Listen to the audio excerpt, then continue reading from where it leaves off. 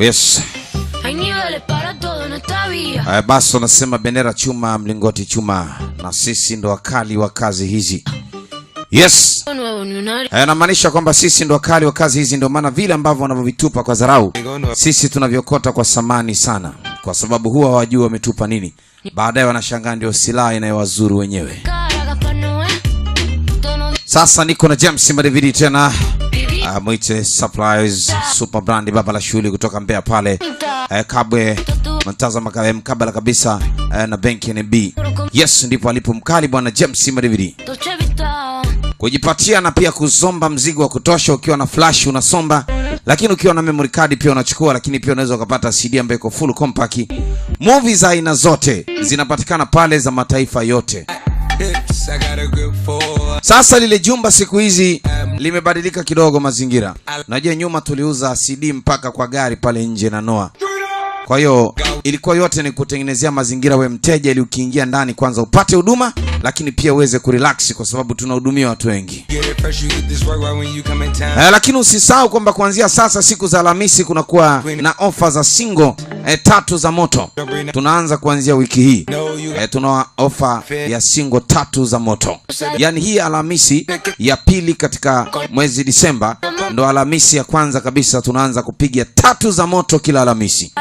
Sasa unangoja nini? Sasa ni kusi hapo ulipo umepatia kabisa.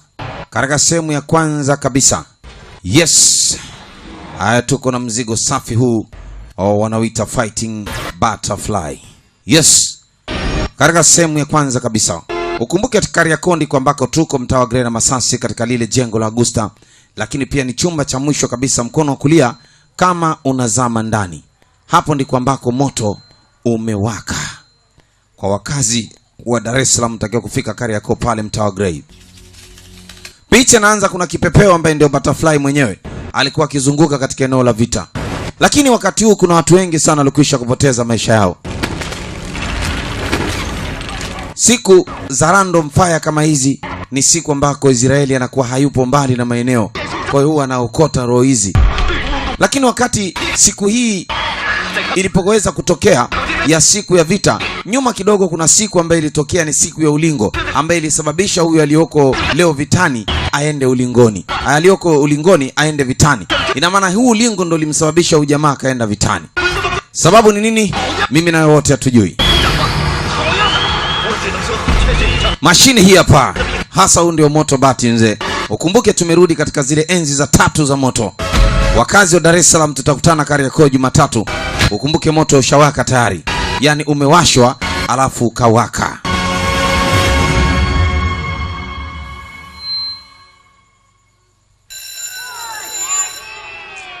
Basi picha yetu nzuri safi tamu kabisa inaanzia shuleni. Kuna mwanafunzi mmoja anachelewaga shule, ananikumbusha enzi zangu huyu. Sasa amenyemelea mwalimu anaandika ubaoni. Aliposhtuliwa anastuka kama ndo anatoka. Anaulizwa, Garafoi unaenda wapi? Rudi ndani. Lakini jamaa ndo alikuwa amekuja. Kwa hiyo wanafunzi, fungeni mfungo. Meisha hiyo. Sasa teacher anamwambia rudi kwenye kiti. Kumbe jomba amekwepa adhabu. Haka katoto ni kajanja. Nafikiri kila mmoja kati yenu yani anahitaji kuweza kuelewa au kulandana na somo ambalo linafundishwa hapa. Ila huyu mwalimu ana kibatan kiflani cha butterfly. Yani ni kama kaurembo, sometime nikakufungia nywele. Sasa huyu mwanafunzi ambaye anaitwa Gawa aliyochelewa shule alikipenda sana kile kibatani, yani kile kibutterfly, mpaka kabidi ampende na mwalimu mwenyewe. Akaanza kumfuatilia huyu teacher. Asema ufara ni mzuri, lakini kile kibatani ni kizuri zaidi. Pamoja na uzuri wa mwalimu unachangia. Lakini mpigaji wa hichi kinanda, kuna mtu anamuwaza aliwahi kufiaga vitani. Sasa dogo anawaza siku after ije uje na baba yako. Sema mimi sina baba. Aliambiwa siku nefuata ije aje na baba yake hapa shuleni.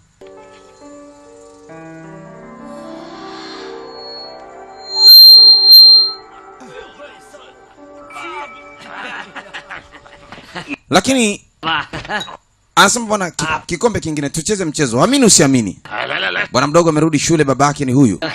Oh, niambie babake anaitwa Gao. Sasa namuitaga mzee Gao. Ambaye uso wako umekuwa mwekundu, utakuwa umefungwa mchezo, yani mchezo huu ni wa kunywa pombe. Ukikosea unakunywa wewe. Muite baba. Asema utamuitaje baba dingi limechoka namna hii? Huyu ndo babake na udogo. Kama huwezi kumuita babako basi niite mimi baba. Come on. Sione sisi wazee ukafikiri tunakuogopa. Wakacheza mchezo pale fiti. Umeliwa. Kunywa. Basi dogo amerudi kutoka shule. Yani hapa pamoja na ujanja wangu wote nilopitia maeneo yote ya boda vitani. Haya kuna maneno huwa wanapenda kuongea ni maneno yao. Hebu nikuoneshe kitu leo, naye kitu leo. Kumbe aliiba bwana kile kinini? Kile kibutterfly. Anasema hii ni butterfly. Mzee alipotizama hii butterfly babake na Gao ni kama anaijua. Ilimrudisha kidogo kumbukumbu enzi za ujana wake. Anaambia kaka, mzigo umetoa wapi? Kamzigo kalimkumbuka enzi za ulingo. Kulikuwa kuna shughuli zilikuwa inatokeaga miaka hiyo.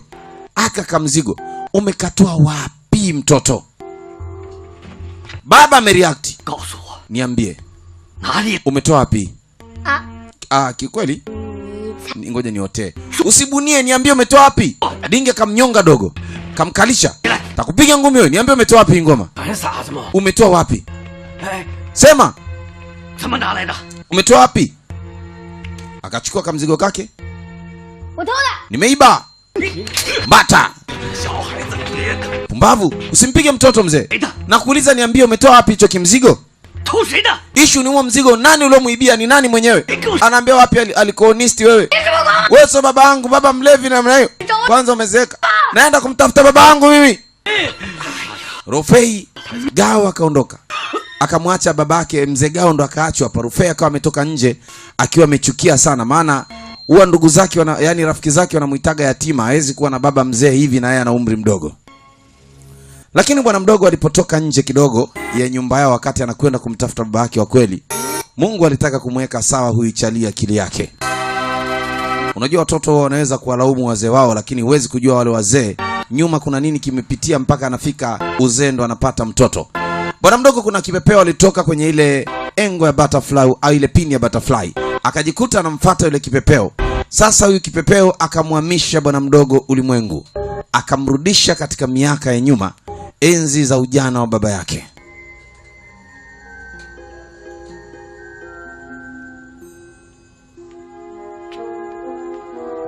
Yani Mungu sasa anamjenga ili kumwelekeza kwamba mtu yoyote ambaye amekuleta duniani anastahili kuwa baba yako, basi apewe heshima ya ubaba. Hadithi ilianza hivi. Dogo alijikuta yuko kwenye jumba la kikamanda, yani kama vile hekalu la kijeshi namna hii. Yani jumba ambalo wanajeshi ndo wanahusika, yani wanajeshi peke yao ndo wako kwenye jumba kama hilo. Basi inaonekana siku leo kulikuwa kama kuna sherehe zinazoendelea. Anasema kila mtu ana majukumu, na majukumu ya wanaume ni mambo ya nchi. Wanaume usimamia mambo ya nchi. Kila wanaume ana majukumu, na majukumu yao hatima yake ni nchi. Sasa dogo mambo yake haya kama kawaida. Tangu alipoanza kwa mwalimu kule, lakini na huku pia anaanza kuvizia kama dada haka anakaangalia. Lakini wakati huu hapa ndani ya jeshi kuna kijana mmoja naye pia ni soja. Anakuja wakati siku ya leo kulikuwa kuna sherehe za kijeshi. Kila mtu ana content zake ndani ya jeshi. Huyu bwana anaitwa Jason. Ni mtu maarufu sana katika hii himaya ya kijeshi. Waandishi wa habari walikuja katika kumhoji sasa kumtaka kumjua. Asante. Anasema tumesikia umerudi kwenye nchi kwa sababu ya mambo ya mchezo. Unafikiri niko hapa kwa ajili ya warembo? Huyu jamaa ni bondia wa kijeshi kama yule. Yani kama alivyo bondia wa kijeshi. Kama Kidunda vile. Kuna bondia wa jeshi hapa anaitwa Kidunda anawakilisha taifa. Sasa anamuita Miss Cheni, anamfananisha huyu na yule wa kule duniani. Mimi sio Cheni, naitwa Miss Yang. Aha. Amefanana hivyo hivyo yule alimuibiaga nini? Kile nini? Kile kibutterfly. Anamwambia mimi Rufei umenisahau? Rufei. Unajua kuimba? Huyu dada kazi yake ni kuimba hapa jeshini. Anaburudisha. Anasema Miss Yang ni mzuri kama yule butterfly wangu nilimwacha kule. Hakika mtoto huyu ni amazing kabisa. 带我来的。 Ni mzuri, ndio maana nimeletwa hapa. Nije nione warembo jinsi walivyo wazuri. 杨老师变的蝴蝶， Kwa nini huyu 一样的。 bibie amefanana vile vile na yule butterfly wangu wa kule duniani? Naye akipuliza inatoka kipepeo. 英雄吧。 Sasa hapa tunaweza tukapata majibu kwa nini mzee alimpiga yule mtoto kofi. Twende mbele. Majibu yako hapa. Binti akasema huyu butterfly aende kwa shujaa. Shujaa ni huyu Raida. Sasa ghafla butterfly huyu akanyakuliwa na huyu bondia wa jeshi. Nirudishie tafadhali. Anasema huyu bibie amempatia msela ambaye ni hero. Sasa onesha uhiro wako basi. Takumchukua kapishwa. Mrudishie. It belongs to the hero. Ni mali ya shujaa. Hero? That's the man you're looking at right now. Sasa tuone mwanaume anaonekana hapa ni nani? Handicapped fella. Katika hii Kefel alipigwa moja bila. Huyu jamaa kumbuka ni bondia, kwa hiyo michezo ya ngumi usimjaribu. Na sio bondia tu wa ngumi za mkononi, anapiga michezo yote. Alimchukua ile butterfly akamhifadhi maana anampendaga umanzi balaa. Huu mchezo ghafla ukaingiliwa. Kuna mtu naye akaingia hapa chapo afa akamweka jamaa chini ya ulinzi. Wafuasi wake wakajikuta wote wamewekwa chini ya ulinzi na bastola ikakaa kichwani. Kumbuka hapa tuko jeshini, kwa haya ni mambo ya kijeshi, tuyaache jeshini. Anajaribu kujichomoa. Ambia se, kwa makini nitakupiga risasi brother. Nimekwambia rudisha huyo kipepeo kwa ulipomtoa. Hata kumuona sura huyo mtu alishindwa. Kila kajigeuza anakuta yuko chini ya ulinzi. Sasa anaambia sikia. Umesikia sauti ya chuma hiyo? Ame alikuwa anafanya utani bwana. Ujamaa alijua anakufa. Rudisha. Akaingiza mkono mfukoni ili arudishe huyo kipepeo. Lakini hata yeye aliamua kumminya yule kipepeo, akamuua. Kwa kipepeo huyu akawa amekufa. Ambaye bana amekufa. Basi huyu mtu hakuwa na haja kwenda kuendelea kumweka chini ya ulinzi. Anageuka anakuta hayupo. Wanamuita Lonely Dragon. Lonely Dragon, Lonely Dragon. Sasa huyu bondia akaingia wivu. Ni kidume gani huyu ameweza kuniweka chini ya ulinzi na simuone sura? Ni nani huyu? Sasa shughuli bado ni ni mbichi, ni mbivu. Tutajulikania mbele huko. Lakini kumbuka ni sehemu ya kwanza. Jomba anatamani kumuona huyo kidume. Ni kidume wa aina gani huyo ambaye ameweza kumtuliza yeye na asifanikiwe? Pamoja na umashawati wake, skills na ubondia na makiki yake yote amewekwa chini ya ulinzi kimya na hajafanya kitu chochote. Sasa twende katika sehemu ya pili. Ngoma hii hapa. When it's a fighting and the butterfly. Sasa tunaunganisha pale pale tulipoishia. Tunaunganisha kidude baba. Uko na Papa Simba Fernando, ni Tedije mjukumu na Mbamba du sauti ya Tanzania. Episodi ya pili hii hapa. Twende kazi.